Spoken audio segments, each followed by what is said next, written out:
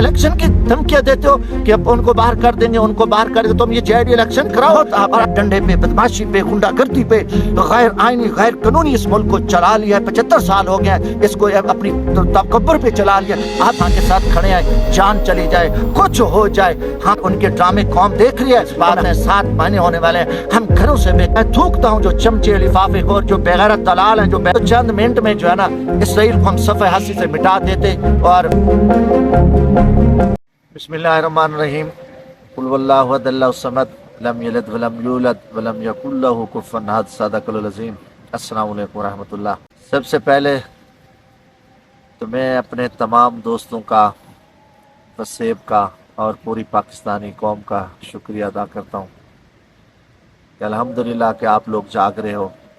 आप लोगों की दुआएं हमारे साथ हैं और इंशाअल्लाह मेरा पूरा यकीन और ईमान है कि इंशाअल्लाह इमरान खान साहब भी सुरखरू होगा और उनके जितने साथी खान साहब के तकलीफ़ में हैं, मसाइल में हैं, मसाइब में हैं, वो भी अल्लाह ताला के फजल से सुरखरू होंगे। भाइयों, हमारा मकसद सिर्फ खुशहाल पाकिस्तान है, रोशन पाकिस्तान है और पाकिस्तान में कानून और आइन की हुक्मरानी है। वो कौमें तबाह हो गई हैं, उजड़ गई हैं, गर्क हो गई हैं जहाँ कानून ना था, जहाँ जुल्म और बर्बरियत का निज़ाम रहा। वो निज़ाम, वो मुआशरा ख़त्म हो गया। ये मेरा पाक वतन बड़ी कुर्बानियों से बना है। अल्हम्दुलिल्लाह हम एक इस्लामी एटमी ताकत हैं, मगर हमारी बदकिस्मती है कि हमारे मुल्क में कानून आइन नामी कोई चीज़ नहीं है। कागजी वो सहीफ़े तो हैं मगर उस पर कोई अमल नहीं हो रहा।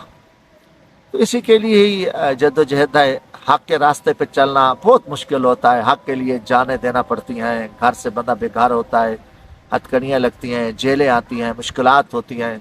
यकीनन आप तारीख उठा के देखें, हक़ कहने वालों को सूली पे लटकाया गया। फिर जो हक़ पे था उनके खिलाफ ही प्रापेगंडे हुए, क्योंकि जो फ़िरौन तबका है, जो माफिया है, उनके पास एक ताकत होती है, तकब्बुर होता है। वो ताकत के बलबूते पर सब कुछ खरीद लेता है। मगर अल्लाह ताला ने हक़ को फतह दी है, सच को फतह दी है। अल्लाह ताला ने ये कुरान में हुक्म दिया। तो इंशाअल्लाह ये जो तकलीफ़ें हैं, ये जो जद्दोजहद है, ये पाकिस्तान की एक हकीकी आज़ादी के लिए है। इमरान खान जेल में पड़ा है, आप लोग को नज़र नहीं आ रहा क्या जुर्म है।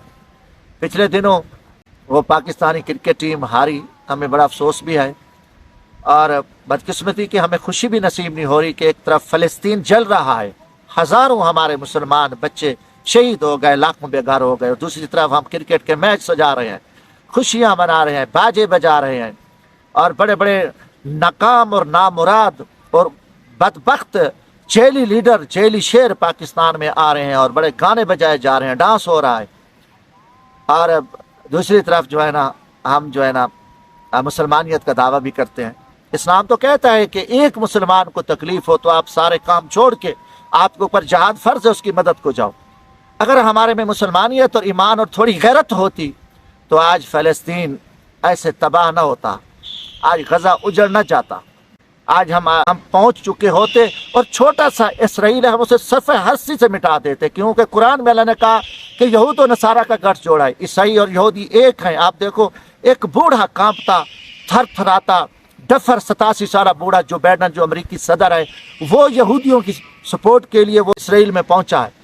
उनका गठ जोड़ है, वो चल फिर नहीं सकता। जो अमरीकी आलमी दहशतगर्द है, किसी चीज़ को नहीं मारे और चारों तरफ अरब, वहाँ 32 से 36 करोड़ मुसलमान हैं मगर तमाशा देख रहे हैं। मगर अरब ने मिट जाना है और एक एक होकर सब हम मिट जाने। अगर हम चले जाते, आज हमारे यहाँ पाकिस्तान में कोई गैरतमंद हुक्मरान होता, हम इस्लामी एटमी ताकत है हमारे पास, अल्हम्दुलिल्लाह दुनिया की, हम फ़ख्र से कहते हैं कि मजबूत फौज है। आज हम चले जाते, आज यकीन मानो चंद मिनट में जो है ना इसराइल को हम सफ़े हस्ती से मिटा देते और फ़लस्तीन आज़ाद हो जाता। मगर नहीं, हम तमाशा देख रहे हैं। तो फिर यकीनन क्या अल्लाह को मुँह दिखाएंगे। यकीनन हम अल्लाह पकड़ के हमें इन यहूदियों ईसाइयों से पहले जहन्नम में डालेगा। तो मज़े कर रहे थे और आपके मुस्लिम भाई मर रहे थे।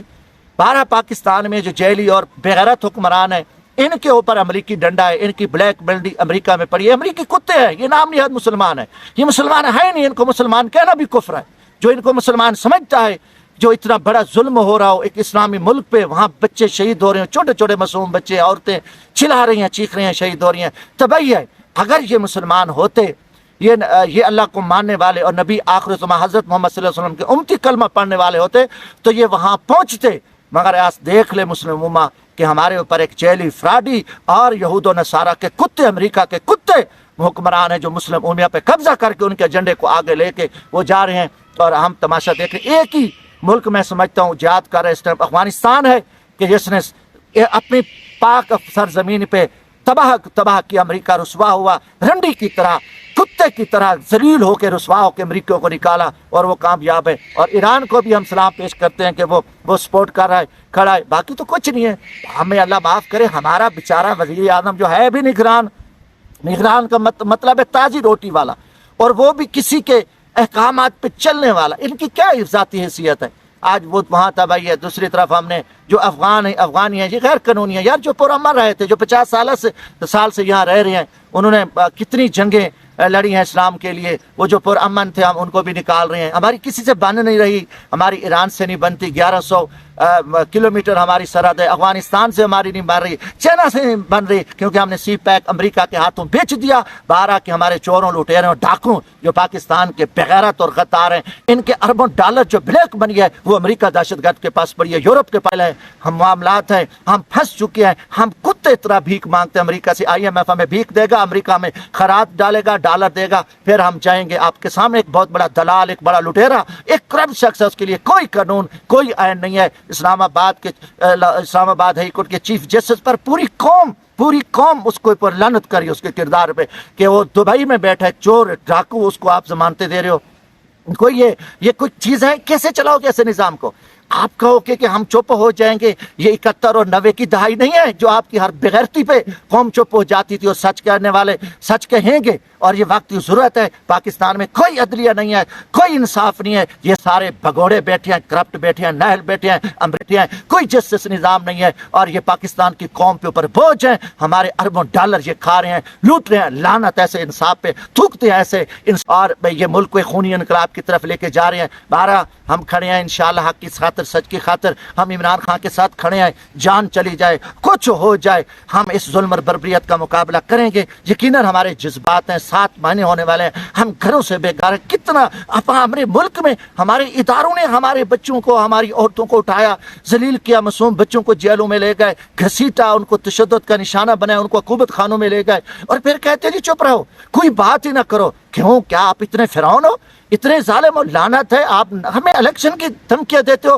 کہ اب ان کو باہر کر دیں گے، ان کو باہر کر دیں گے، تم یہ جیڈی الیکشن کراؤ اور آپ کو پتہ چل جائے گا یہ ملک خانہ جنگی کی طرف جائے گا۔ یہ 12 71 کی اور 90 کی دہائی نہیں ہے، لوگ جاگ چکے ہیں۔ اور لے آؤ اس نواز شریف بھگوڑے کو، کرپٹ کو، اس بے غیرت کو، اس میرے ملک کے دشمن کو، جس نے اس ملک کے اربوں ڈالر لوٹے جو امریکہ چوروں کو، لے آؤ، پھر دیکھو کہ گھسی کی عوام ان کو آگ لگائے گی، ایسے جیلی فراڈی لیڈروں کو۔ آپ الیکشن تو کراؤ، پھر آپ کو پتہ چل جائے گا ٹھیک ہے جی یہ فیصلہ ہو چکا ہے۔ کوئی فیصلہ ہے اس بے غیرت اور حرام خور میڈیا پہ میں تھوکتا ہوں، جو چمچے لفافے خور، جو بے غیرت دلال ہیں، جو لے کے پیسے لے کے اربوں روپے لے کے اور یہ ڈرامے بازی کرتے ہیں، ان کے ڈرامے قوم دیکھ رہی ہے، اور ان کی اب فراڈ نہیں چلتا۔ پاکستان کی 24 کروڑ عوام جاگ چکی ہے اور فیصلہ کر چکی ہے کہ قوم عمران خان کے ساتھ کھڑی ہے، اور قوم پہ فرض ہے اگر جو لوگ سڑکوں پہ نہیں آ سکتے، احتجاج نہیں کر سکتے، حق کے لیے نہیں نکل سکتے، مگر وہ ووٹ کا اگر انہوں نے صحیح حق ادا نہ کیا، عمران خان کا ساتھ نہ دیا، تو اللہ تعالیٰ ان لوگوں کو معاف نہیں کرے گا۔ آپ دیکھ رہے ہو کہ جہانگیر ترین صاحب کا وہاں ایک جلسہ چل رہا تھا، جلسی تھی، وہ آئے تھے، وہ سارے ان کے چہرے